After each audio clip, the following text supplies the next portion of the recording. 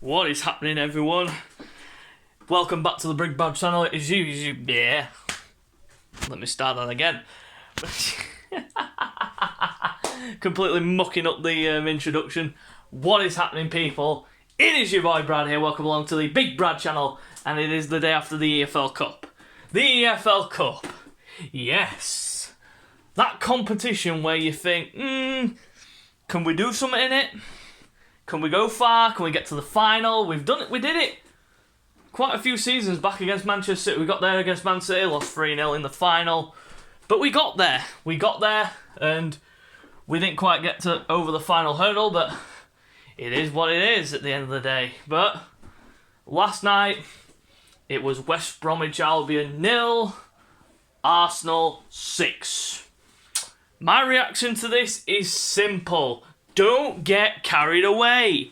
Everyone that's Arteta in will be on their high horse. They'll be saying, listen, we've won. Yay! We can beat Man City. Yay!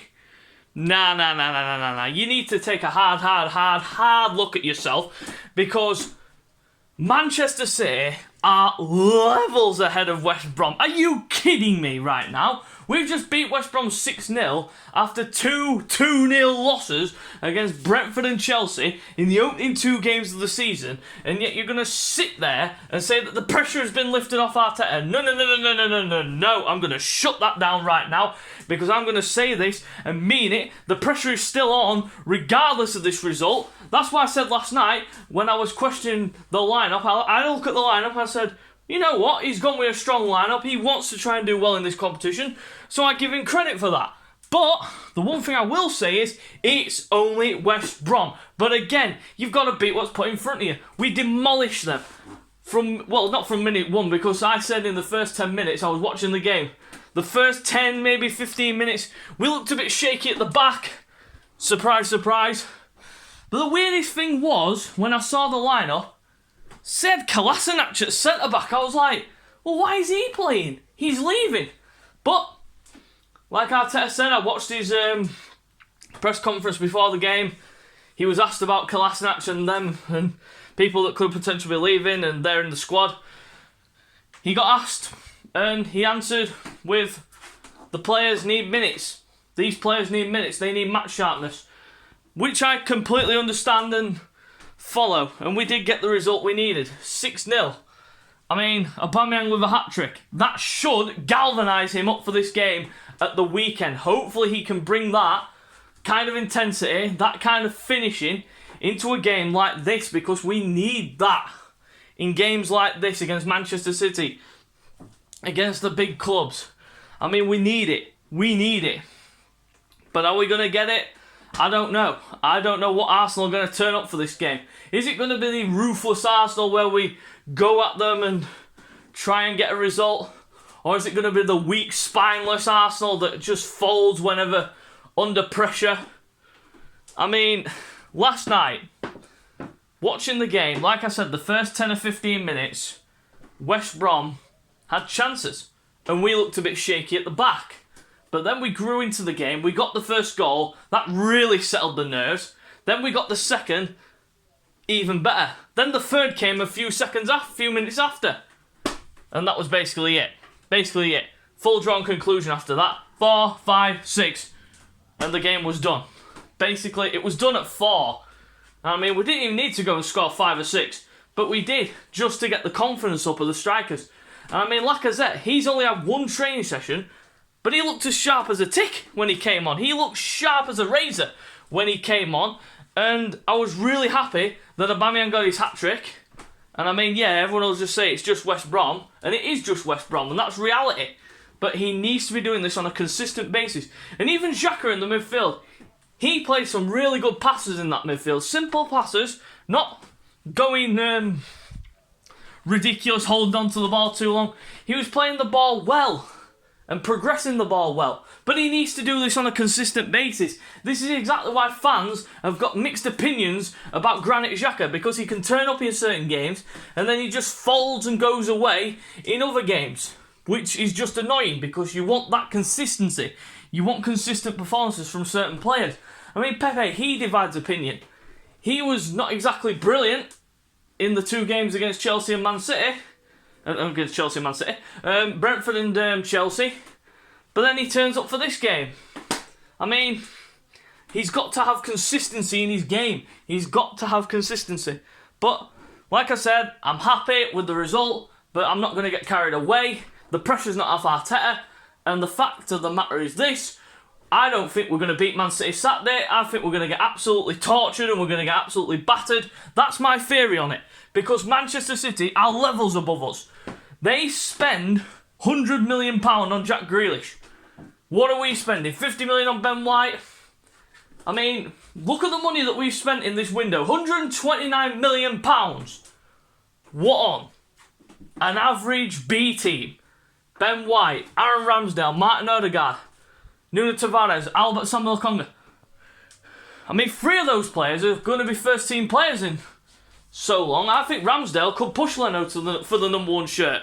I mean, after last night, his distribution is better than Leno's. He's quicker to distribute the ball than Leno is. Ramsdale is a lot better at distribution than Leno. 100%. And he's much better from playing out from the back because he can use his feet. But, again, I'm going to stop waffling and I'm going to get to the player ratings. Starting in goal, your boy Aaron Ramsdale. I mean, he didn't put a foot wrong. Not at all. His distribution was good. Clean sheet in the bag. Yeah, West Bromwich Albion again. That's saying again, it's only West Brom, this, that and the other. But it's a confidence boost. Exactly what he would have wanted after a relegation with Sheffield United. But it's great to see. Aaron Ramsdale, for me, he gets a 7. Going into the right-back position with Callum Chambers, I don't want him playing right-back ever again. I mean, his defensive side of the game, he was good. But attacking, he can't cross. He cannot cross to save his life. And I mean, that's the only thing that lets him down, is his final ball, his decision-making. Defensively, he's sound. He was sound last night. But in terms of his overall attacking play, it's just not good enough for a right-back. We need a right-back that can attack and defend and can cross a ball. Chambers is not that, but for last night's performance, I'm going to give Callum Chambers a 6. Going to the centre-back position, starting off with Rob Holding. Solid performance again. Looked shaky in the first 10 minutes, like the rest of the defence. But other than that, he settled down and got on with his job. Did what he needed to do. And for that, again, standard 6. A 6 for him. Going into Serge Kolasinac. Hopefully he's going, but I wish him all the best. Hasn't quite worked out for him at Arsenal as many would probably wanted it to, but of course, you've got to think the whole Mesut Ozil thing probably still playing on his mind and such. But yet again, he showed exactly why. He showed intensity. He showed strength when need be, and he was a bit reckless here and there, but other than that, it was a simple enough performance, so I'm going to give him a 6 as well. And going to the left back position, doing Tavares, he's the only one for me that gets a 7 in the defence. Shaky again in the opening 10 minutes, but again, he settled down. He's got a good cross with him, got to say that. Maybe got bullied a bit off the ball a few times, but other than that, I think it was a 7 performance. Going to the midfield position, starting off with Granit Xhaka. I mean, consistency. That's exactly the word that we need to describe this man. Because last night, that was Granit Xhaka who played in the Euros. Spraying passes around, good passes, little dink through ball for Aubameyang that nearly came off. But other than that, you just need consistency. And, yeah, I'm going to give Granit a 7. Going into the other midfield position, Mohamed El Neni. I don't want this guy playing for me anymore. I don't want this guy playing for Arsenal anymore. I'm past him. We need Thomas Partey back in there immediately. L sideways. Just progress the ball well. Don't get me wrong. Gives his all for the club. But he's nothing more than a squad player. That's it. That's all Mohamed El Neni is. Squad player. But for his performance, I'll give him a 6. Going to the right wing position, Nicolas Pepe. Goal and assist. Can't fault. Had a good game. But we need to see that consistency. Again, like I keep saying, I keep referring to that word, consistent. Consistency. That's exactly what we need from our top players. Consistency. But Pepe, he gets a 7 for his performance.